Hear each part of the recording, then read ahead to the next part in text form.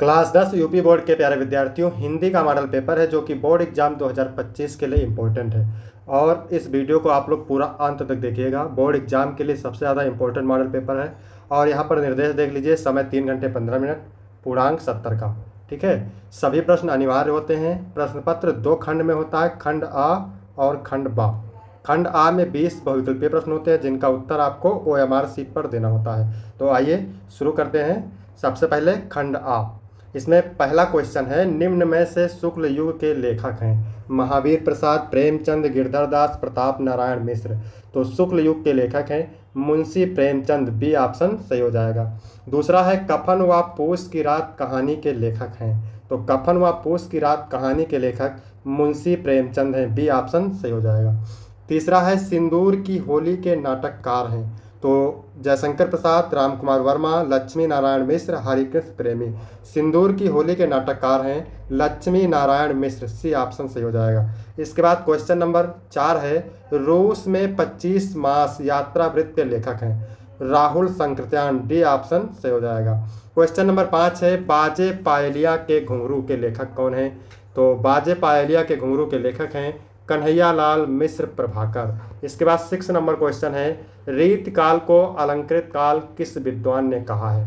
तो रीत काल को अलंकृत काल मिश्र बंधुओं ने कहा है, बी ऑप्शन से हो जाएगा। क्वेश्चन नंबर 7 है, निम्नलिखित में से कौन सी कृति रीतकालीन कवि देव की नहीं है? तो यहाँ पर देखिए, कविप्रिया देव की नहीं है। भवानी विलास, भाव विलास, रस विलास, ये तीनों रचनाएं कवि देव की हैं। क्वेश्चन नंबर 8 है, द्विवेदी युग की विशेषता है? तो इतिवृत्तात्मकता, ये द्विवेदी युग की विशेषता है। 9 नंबर है, 1943 ईस्वी में प्रकाशित तार सप्तक का संपादन किसने किया? तो इसका संपादन किया था सच्चिदानंद हीरानंद वात्स्यन अज्ञे ने, बी ऑप्शन सही हो जाएगा।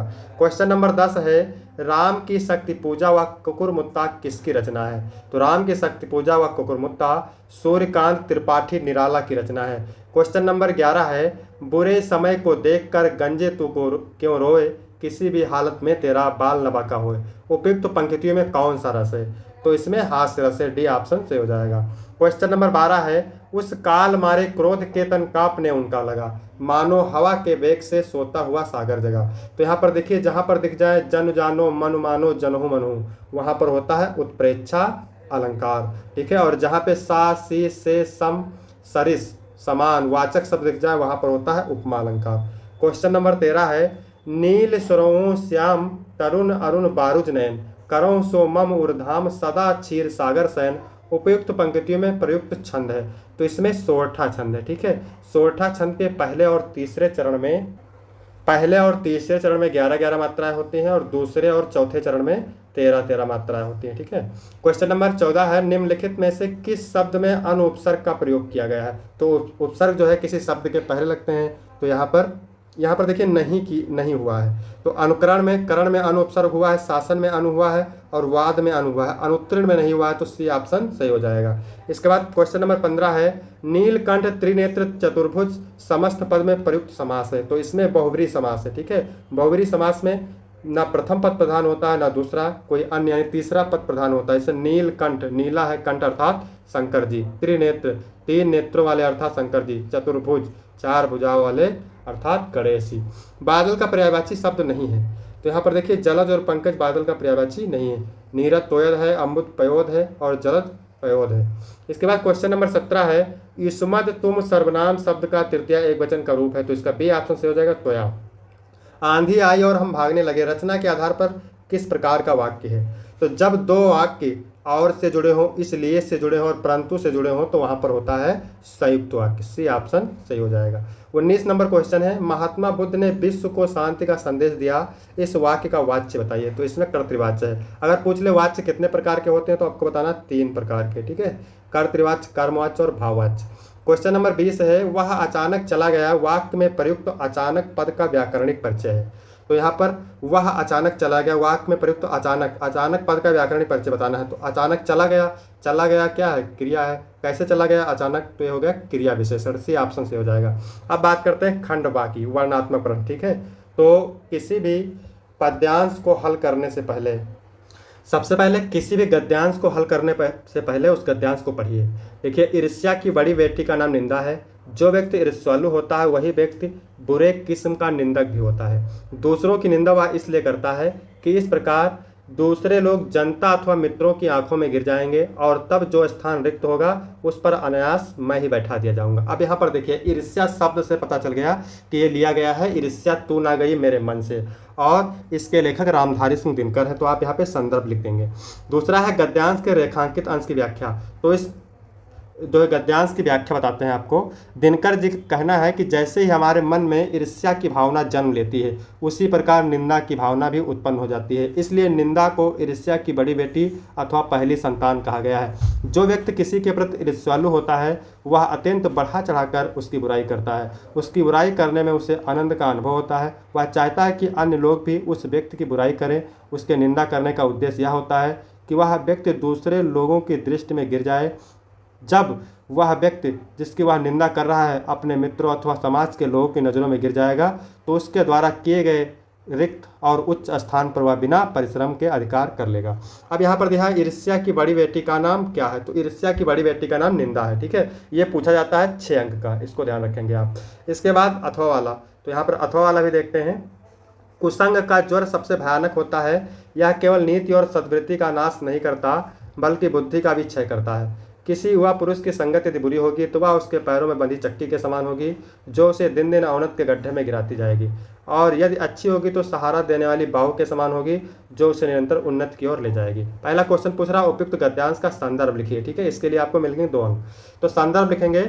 प्रस्तुत गद्य खंड हमारी पाठ्यपुस्तक हिंदी के मित्रता नामक पाठ से लिया गया है और इसके लेखक रामचंद्र शुक्ल है। फिर दूसरा क्वेश्चन क्या पूछ रहा है, गद्यांश के रेखांकित अंश की व्याख्या कीजिए। तो यहाँ पर देखिए हम पूरी की व्याख्या ही बता देते हैं आपको। ठीक है, कहीं से भी पूछे आपको कर देना है।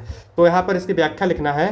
आचार्य रामचंद्र शुक्ल कहते हैं कि बुरी संगत घातक बुखार के समान हानिकारक होती है।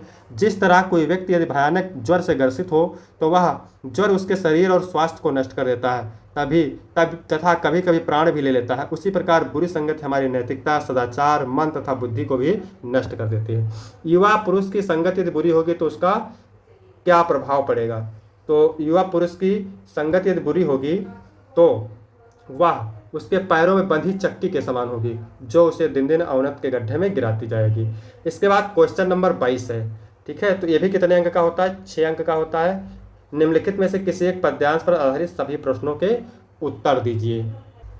तो ये जो है पद्यांश पुष्प की अभिलाषा नामक पाठ से लिया गया है और इसके कवि माखनलाल चतुर्वेदी जी हैं। ठीक है, तो सबसे पहले इसकी व्याख्या देखते हैं। चाह नहीं मैं सुरबाला के गहनों में गुथा जाऊं। ठीक है, प्रस्तुत पाठ है कविता पुष्प की अभिलाषा, कवि माखनलाल चतुर्वेदी जी के द्वारा रचित है।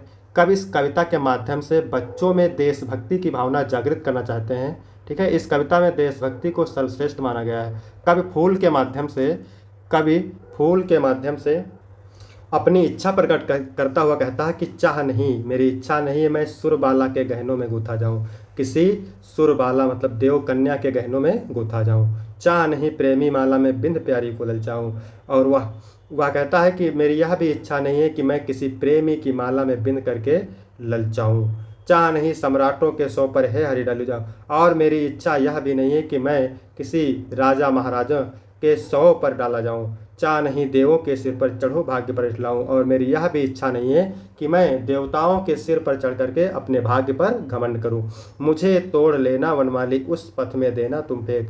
यानी फूल कहता है कि हे वन के रक्षक, तुम मुझे तोड़ लेना और उस रास्ते पर फेंक देना मातृभूमि पर शीश चढ़ाने जिस पथ जाऊँ वीर अनेक। यानी जिस पथ पर, जिस रास्ते पर जो है वीर जवान अपने आप को न्यौछावर करने के लिए जा रहे हों। ठीक है, अपने सिर को चढ़ाने के लिए बलिदान करने के लिए जा रहा हूँ।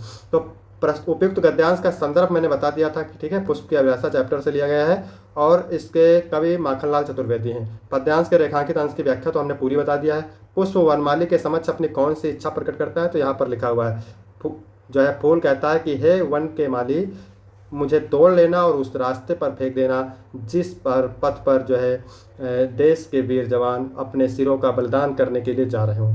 इसके बाद अथवा वाला देखते हैं, तो इसको सबसे पहले पढ़ते हैं। उद्धव जाओ तुम ही हम जानो। यानी गोपियाँ उद्धव से कहती हैं उद्धव तुम जाओ, मैं तुम्हें अच्छी प्रकार से जानती हूँ। श्याम तुम्हें हैया को नहीं पढ़ो, मतलब श्री कृष्ण ने तुमको हमारे पास नहीं भेजा है, तुम हो बीच बुलाने, तुम तो बीच में कहीं से रास्ता भटक कर यहाँ आ गए हो। ब्रज नारिन सो जोग कहत हो, बात कहत न लजाने। गोपियाँ कहती हैं कि हे उद्धव, ब्रज की नारियों से योग करने के लिए कहते हो, योग की बात कहते हुए तुम्हें जरा सा भी लज्जा का अनुभव नहीं होता। बड़े लोग ना विवेक तुम्हारे ऐसे भय अयाने, तुम बड़े लोगों का ज्ञान नष्ट हो गया है और तुम लोग अज्ञानी हो गए हो। हम सो कह लई हम सही के। गोपियाँ कहते हैं कि आपने जो हमसे कहा उसे हमने सहन कर लिया। जे गुण ले उस सयाने, मैंने उसे सहन कर लिया। कहाँ अबला, कहाँ हम अबला स्त्री, और कहाँ दशा दिगंबर, और कहाँ वस्तुहीन दशा। मस्त करो पहचाने, चुप रहो मौन धारण करो। साच कहो सच सच बताना, तुमको अपनी सो मैं तुमको अपनी कसम देकर बात निदाने, अंतिम बात बूझत माने पूछ रही हूँ। सूर्य श्याम जब तुम ही पठाओ, जब श्री कृष्ण ने तुमको मेरे पास भेजा था तो क्या तब ने कहो मुस्काने, तो क्या जरा सा भी मुस्कुराए थे। उपयुक्त पद्यांश का संदर्भ लिखिए। तो ये पद नामक चैप्टर से लिया गया है और इसके कवि सूरदास जी हैं, तो आप संदर्भ लिखेंगे। पद्यांश के रेखांकित अंश की व्याख्या, तो हमने व्याख्या पूरी बता दिया। गोपियाँ उद्धव से क्या कहती हैं? गोपियाँ उद्धव से कहते हैं कि हे उद्धव, जाओ, मैं तुमको अच्छी प्रकार से जानती हूँ, श्री कृष्ण ने तुमको मेरे पास नहीं भेजा है, तुम बीच में रास्ता भटक करके यहाँ आ गए हो। इसके बाद क्वेश्चन नंबर 23 है, नीचे दिए गए संस्कृत गद्यांश में से किसी एक का संदर्भ सहित हिंदी में अनुवाद कीजिए। इसके लिए आपको मिलेंगे 5 अंक, ठीक है। 3 अंक अनुवाद के लिए और 2 अंक संदर्भ के लिए। बिना संदर्भ के आपको पूरे अंक नहीं मिलेंगे। तो संदर्भ कैसे लिखेंगे? प्रस्तुत गद्यांश हमारी पाठ्यपुस्तक संस्कृत के वाराणसी नामक पाठ से अवतरित है। चलिए इसका अनुवाद देखते हैं। वाराणसी प्राचीना कालादेव गेहे गेहे विद्याया दिव्यम ज्योति घोतते। यानी वाराणस्याम माने वाराणसी में, प्राचीन कालादेव माने प्राचीन काल से ही, गेहे गेहे माने घर घर में, विद्या माने विद्या की, दिव्य माने अलौकिक, ज्योति माने ज्योति, घोतते माने प्रकाशित होती है। वाराणसी में प्राचीन काल से घर घर में विद्या की दिव्य ज्योति प्रकाशित होती है। अधुना अपि, आज भी, अत्र माने यहाँ, संस्कृत वाग्धारा सत्तम प्रवाहित, संस्कृत वाणी की धारा हमेशा बहती है। जनानाम ज्ञानम चावर्धेत, और लोगों का ज्ञान बढ़ाती है।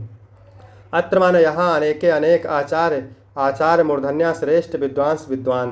वैदिक वांग्यम माने वैदिक साहित्य के अध्ययन माने अध्ययन, चा माने और अध्यापने माने अध्यापन में, इदानीम निरता इस प्रकार लगे हुए हैं। यहाँ अनेक आचार्य श्रेष्ठ विद्वान वैदिक साहित्य के अध्ययन और अध्यापन में इस प्रकार लगे हुए हैं।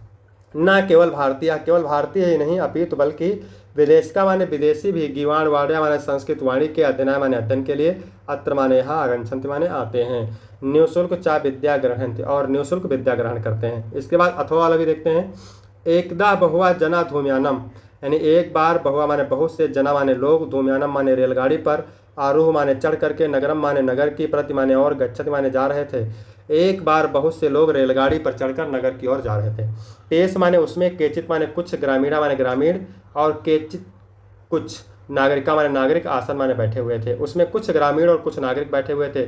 मौन स्थितेश, चुप रहने पर, तेसु माने उसमें से, एका माने एक, नागरिका माने नागरिक, ग्रामीणान माने ग्रामीण की, उपहासन माने हंसी उड़ाते हुए, अकथित माने बोला। यानी चुप रहने पर उसमें से एक नागरिक ग्रामीण की हंसी उड़ाते हुए बोला। ग्रामीण अद्यप, ग्रामीण आज भी, पूर्वत माने पहले की तरह, आशिक्षिता आशिक्षित, अज्ञान चा संत्य और अज्ञानी है। ना तेसाम विकासा, ना उनका विकास हुआ है, ना चा भवित शक्नोत, और ना ही भविष्य में होगा। तस माने उसके, तादर्शम माने इस प्रकार के, जल्पनम माने वचनों को, श्रुत्वा माने सुन करके, कोई, चतुरा माने चतुर, ग्रामीणा माने ग्रामीण, अब्रवीत माने बोला। उसके इस प्रकार के वचनों को सुन करके कोई चतुर ग्रामीण बोला। भद्र नागरिक, भाई नागरिक, भवान एवं किंचित, आप ही कुछ कहें। वर्वित यतो ही भवान, शिक्षिता, क्योंकि आप बहुत शिक्षित हैं। बहुज्ञा चास्त, और बहुत ज्ञानी हैं। इदम माने यहाँ, अकड़ माने सुन करके, सा माने उस, नागरिका माने नागरिक ने, सदर्भ माने घमंड से, ग्रीवा माने गर्दन, उन्नमे माने उठा करके, अकथित माने बोला। कथस्याम माने कहूँगा, पर माने पर, पूर्व समय विधातव्या, किंतु पहले शर्त हो जाए। इसके बाद क्वेश्चन नंबर 24 है, नीचे दिए गए संस्कृत पद्यांश में से किसी एक का संदर्भ सहित अनुवाद कीजिए। भी 5 अंक का होता है, ठीक है। तो ये लिया गया है जीवन सूत्राण से। सार्थ परवसतो मित्र, किसवन मित्र गृहसता, यानी विदेश में रहने वाले का मित्र कौन होता है? किसवन मित्र गृहसता, और घर में रहने वाले का मित्र कौन होता है? अतुरस चाक्यम मित्रम, और अतुरस यानी बीमार का मित्र कौन होता है? किसवन मित्र मरिष्यता, और मरने वाला का मित्र कौन होता है? फिर अथवा वाला, तो ये लिया गया है बीरा बीरेण पूजते से, ठीक है। बंधनम मरणम वापि जयो वापि पराजया, बंधन में हो मरण में हो, ठीक है। वापि जयो, जय हो, वापि पराजय या पराजय हो। उभयत्र समो वीरा, वीर दोनों दशा में वीर होता है, वीर भाव ही वीरता है।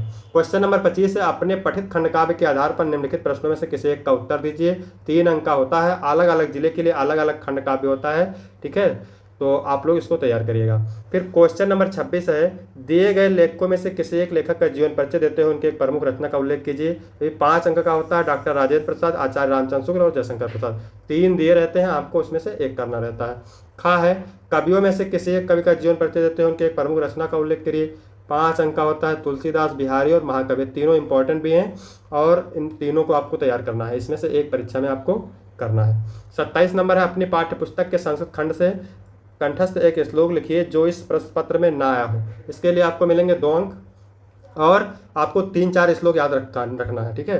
28 नंबर में है, आपके विद्यालय के पुस्तकालय में हिंदी के पुस्तकों एवं पत्र पत्रिकाओं का अभाव है, इन्हें मंगाने का अनुरोध करते हुए अपने विद्यालय के प्रधानाचार्य को पत्र लिखिए। ये भी 4 अंक का होता है। इसके बाद 29 नंबर क्वेश्चन है, निम्नलिखित में से किन्हीं 2 प्रश्नों के उत्तर दीजिए। ये भी 2 अंक का होता है। चंद्रशेखर का आशित, ठीक है, बीरा केर पूजते तो बीरा बीरेण पूजते। वाराणसी कस्या नद्या कूले स्थिता, तो वाराणसी गंगाया नगरी गंगाया नद्या कूले स्थिता। ज्ञान कुत्र संभवत, ज्ञान सर्वत्र संभवत, ठीक है। निम्नलिखित में से किसी एक विषय पर निबंध लिखिए। 9 नंबर का होता है, सड़क सुरक्षा, मेरे सपनों का भारत, जल है तो कल है, सांप्रदायिकता एक अभिशाप, जीवन में कंप्यूटर का महत्व, ठीक है। तो वीडियो कैसा लगा? वीडियो अच्छा लगा तो वीडियो को लाइक करें और चैनल को सब्सक्राइब करें। धन्यवाद।